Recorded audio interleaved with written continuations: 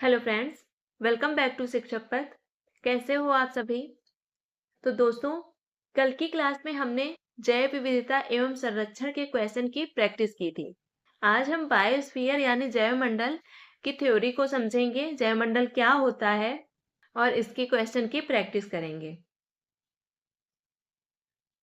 अगर आप चैनल पर नए हैं तो चैनल को सब्सक्राइब जरूर करें और बेल आइकन को प्रेस करें, जिससे आपकी तैयारी और भी बेहतर तरीके से हो पाए। तो चलिए फिर शुरू करते हैं आज का सेशन।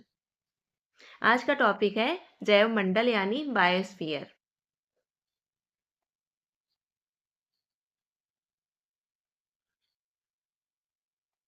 तो सबसे पहले जैव मंडल क्या होता है, जैव मंडल किसे कहते हैं, सबसे पहले इसको समझते हैं।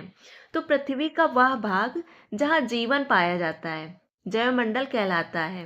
यह स्थल मंडल, जल मंडल और वायुमंडल के आपसी संपर्क से बनता है। जैव मंडल में सूक्ष्म जीवों से लेकर विशाल वृक्षों और मनुष्यों तक सभी जीवित प्राणी निवास करते हैं और एक दूसरे पर निर्भर रहते हैं। आगे देखते हैं।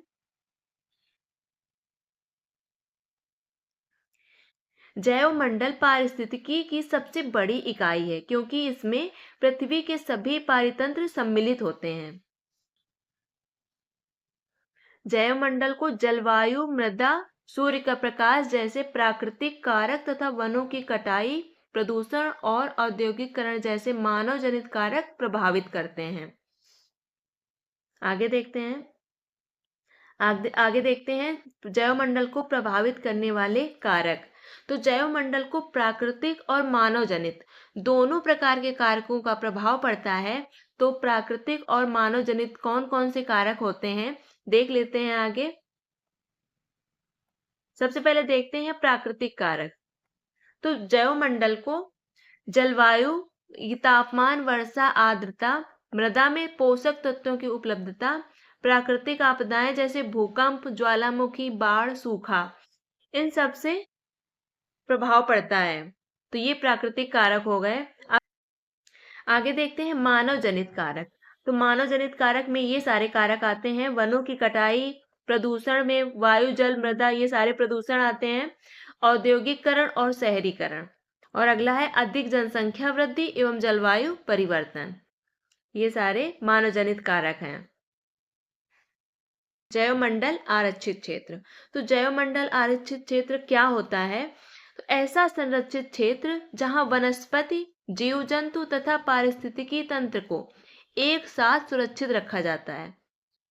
एक ऐसी जगह संरक्षित कर ली जाती है जिसमें वनस्पति, जीव जंतु तथा पारिस्थितिकी तंत्र को एक साथ सुरक्षित रखा जाता है, उसी क्षेत्र को जैव मंडल आरक्षित क्षेत्र कहते हैं।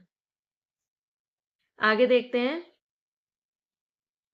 जैव मंडल आरक्षण की शुरुआत यूनेस्को द्वारा की गई थी।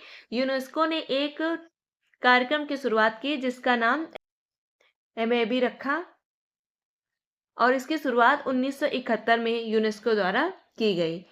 MAB का फुल फॉर्म है man and the biosphere programme, मानव और जैवमंडल कार्यक्रम।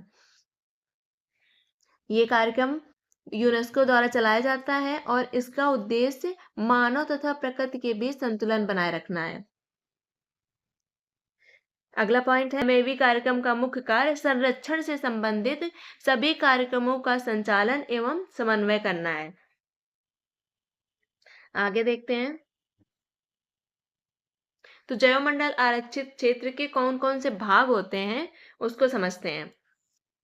जैवमंडल आरक्षित क्षेत्र के 3 भाग होते हैं। कौन कौन से हैं? पहला है कोर क्षेत्र, जिस कोर जोन, दूसरा बफर क्षेत्र, बफर जोन, तीसरा संक्रमण क्षेत्र या फिर ट्रांजिशन जोन।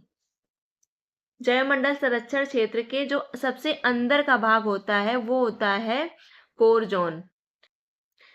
और कोर जोन से जो बाहर का क्षेत्र होता है वो होता है बफर जोन। कोर जोन में किसी को जाने की अनुमति नहीं होती है, इसमें सिर्फ संरक्षण से संबंधित अधिकारी ही प्रवेश कर सकते हैं।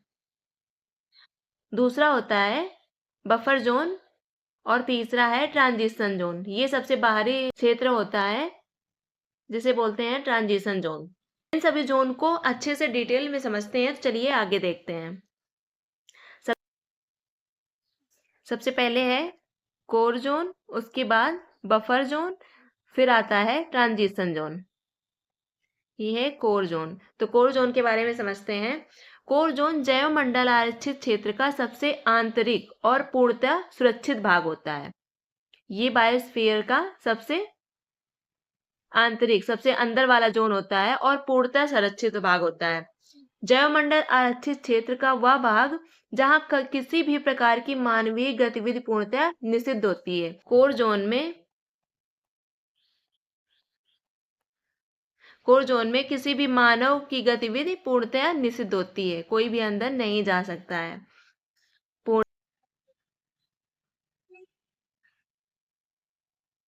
आगे पॉइंट दिए गए, मानव प्रवेश सामान्यतः वर्जित होता है, केवल अनुसंधान एवं निगरानी की सीमित अनुमति होती है। प्राकृतिक वनस्पति और जीव जंतु अपने स्वाभाविक रूप में पाए जाते हैं कोर जोन में। ये सब कहाँ पाए जाते हैं? ये कोर जोन में पाए जाते हैं। कोर जोन में प्राकृतिक वनस्पति और जीव जंतु अपने स्वाभाविक रूप में पाए जाते हैं। ये विलुप्त प्राय प्रजातियों के संरक्षण हेतु अत्यंत महत्वपूर्ण है। कौन? Core zone. आगे देखते हैं। अगला है बफर जोन। तो बफर जोन कोर जोन के बाहर वाला क्षेत्र होता है। ये है बफर जोन।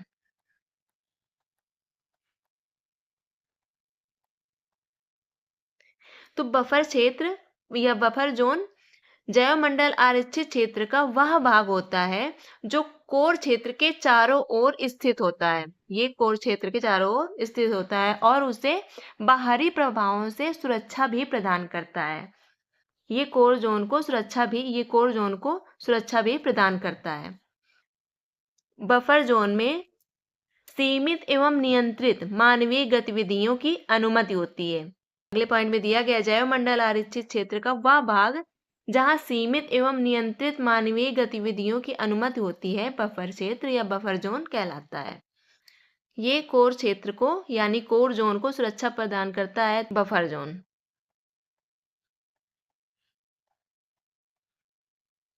सीमित मानवीय गतिविधियां, इसमें मानवीय गतिविधियां होती हैं, लेकिन कोर जोन में मानवीय गतिविधियां निषिद्ध होती हैं, नहीं होती हैं। कोर जोन में मानवीय गतिविधियां नहीं होती, लेकिन बफर जोन में होती हैं। अब किसकी किसकी अनुमति होती है यहाँ देख लेते हैं। जैसे अनुसंधान, शिक्षा की, पर्यावरण अनुकूलन, पर्यटन की। बफर जोन में किस चीज का नियंत्रण होता है? वनों की कटाई, शिकार आदि पर नियंत्रण। ये सब नहीं होता है। संरक्षण और विकास के बीच संतुलन, ये बफर जोन संरक्षण और विकास के बीच संतुलन बनाए रखता है। आगे देखते हैं। आगे है हमारा तीसरा पार्ट, संक्रमण क्षेत्र या ट्रांजिशन जोन। तो ट्रांजिशन जोन सबसे बाहरी परत होती है। सबसे अंदर है कोर जोन, फिर सेकंड है बफर जोन और सबसे लास्ट में है ट्रांजिशन जोन। ये सबसे बाहरी परत होती है। तो संक्रमण क्षेत्र यानी ट्रांजिशन जोन जैव मंडल आरक्षित क्षेत्र का सबसे बाहरी भाग होता है, जहां मानव और विकासात्मक गतिविधियां पाई जाती हैं। इस पॉइंट से समझते हैं। जैव मंडल आरक्षित क्षेत्र का वह भाग जहां मानव और प्रकृति के बीच सामंजस्य स्थापित करते हुए आर्थिक एवं सामाजिक गतिविधियां संचालित की जाती हैं। आगे देखते हैं। तो ट्रांजिशन जोन में मानव, कृषि, पशुपालन, उद्योग, पर्यटन आदि की अनुमति होती है। इसको पॉइंट से समझेंगे। जैव मंडल आरक्षित क्षेत्र का वह भाग मानव बस्तियों की उपस्थिति, कृषि, पशुपालन, उद्योग, पर्यटन आदि की अनुमति, सतत विकास पर आधारित गतिविधियां, स्थानीय समुदाय की सक्रिय भागीदारी होती है। आगे देखते हैं। भारत में जैव मंडल आरक्षित क्षेत्र। तो भारत में जैव मंडल आरक्षित कौन कौन से हैं, कितने होते हैं, देखते हैं। तो दोस्तों, भारत में वर्तमान में कुल 18 जैव मंडल आरक्षित क्षेत्र हैं। इन्हें यूनेस्को के मैप कार्यक्रम के अंतर्गत मान्यता मिलती है। आगे देखते हैं भारत के सभी 18 जैवमंडल आरक्षित क्षेत्र। पहला है नीलगिरी, ये तमिलनाडु, केरल और कर्नाटक के सीमा पर पड़ता है। सबसे पहला जैवमंडल आरक्षित क्षेत्र नीलगिरी है। आगे है नंदा देवी उत्तराखंड, नोकरेक ये मेघालय में है, ग्रेट निकोबार ये अंडमान व निकोबार में है, मन्नार की खाड़ी ये तमिलनाडु में है। अगला है देहांग दिबांग, ये अरुणाचल प्रदेश में है, पंचमढ़ी मध्य प्रदेश, कंचनजंगा सिक्किम, अगस्त्यमलाई केरल या तमिलनाडु में है, अमरकंटक मध्य प्रदेश, कच्छ गुजरात, कोल्ड डेजर्ट ये हिमाचल प्रदेश में है, शेषाचलम ये आंध्र प्रदेश, पन्ना मध्य प्रदेश में है, सुंदरवन ये पश्चिम बंगाल में, मानस असम में, सिमलीपाल उड़ीसा में और ये है 18वां डिब्रू सैखोवा असम में। तो ये रहे 18 जैवमंडल आरक्षित क्षेत्र। 12 जैवमंडल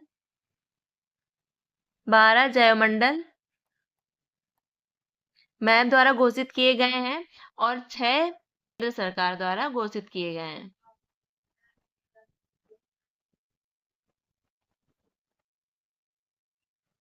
पे दिया गया भारत का पहला जैवमंडल आरक्षित क्षेत्र ये नीलगिरी है, 1986 में घोषित किया गया था। आगे देखते हैं, ये टॉपिक इंपॉर्टेंट टॉपिक हैं, इन्हें अच्छे से जरूर समझ लेना। तो नीलगिरी जैवमंडल आरक्षित क्षेत्र का नाम किससे पड़ा? तो नीलगिरी जैवमंडल आरक्षित क्षेत्र का नाम नीलगिरी पर्वत श्रृंखला पर पड़ा। इन पहाड़ियों पर कुछ पौधे होते हैं जो नीले रंग के दिखाई देते हैं, इन पौधों को कुरिंजी कहा जाता है। तो ये दूर से देखने पर नीले दिखाई देते हैं, तो इसी के नाम पर इसे नीलगिरी कहा गया। 12 साल नहीं खिलते हैं, ये 12 साल में एक बार खिलते हैं, ये 12 साल में एक बार खिलता है। आगे देखते हैं। तो दोस्तों, ये थी आज की क्लास जिसमें हम लोगों ने जैवमंडल को समझा। तो कल की क्लास में हम लोग जैवमंडल से क्वेश्चन को सॉल्व करेंगे, उनकी प्रैक्टिस करेंगे। तो मिलते हैं फिर अगली वीडियो में। अगर वीडियो पसंद आई हो तो वीडियो को लाइक ज़रूर करें और चैनल को सब्सक्राइब करें। Thank you for watching. मिलते हैं अगली वीडियो में।